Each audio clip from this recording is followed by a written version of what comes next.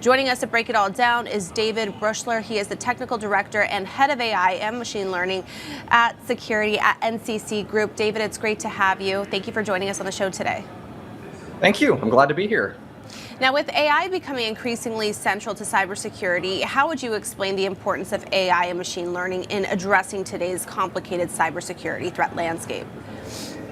Yeah, absolutely. I think that there's a misconception that AI is brand new to the security space.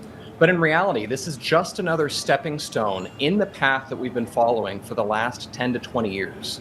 Machine learning has been critically important for threat detection, behavioral analysis, and pattern evaluation.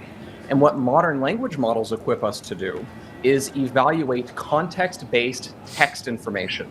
So looking at logs, digesting the content rather than just the raw data that's been presented to these systems. And it's allowing our security teams to accelerate their threat detection process and to respond more quickly as well. And why do you believe that investment in AI computation is likely to accelerate this year? And what does that mean for businesses aiming to stay competitive? In 2025, agentic AI is the new buzzword. And all that means is that we're taking these systems similar to ChatGPT, these language models, and equipping them with brand new functionality that now they have not just the ability to respond to users, but also they can run tasks to accomplish goals. And so businesses are trying to catch on to this trend and implement this technology into their application platforms. And so these new agentic functionalities will allow them to operate autonomously, to fulfill user requests, and to interact with other components. And because this provides so much richness to the user experience, the industry is seeing investment pour in to add these capabilities to production systems. You know, President Trump just recently took office. You know, he is in day 4 of his new administration, his new cabinet. What role do you think will this play in the larger, broader scope of this landscape with the new administration? Well, the Trump administration has already signaled that he is going to be continuing the Biden administration's AI-friendly policy. In fact, just yesterday, we saw him with industry leaders begin the Stargate project, which is a $100 to $500 billion private sector investment into the AI computational capacity. And so I think that we're going to see the Trump administration continue encouraging investment, pouring in government resources wherever feasible into continuing American AI dominance.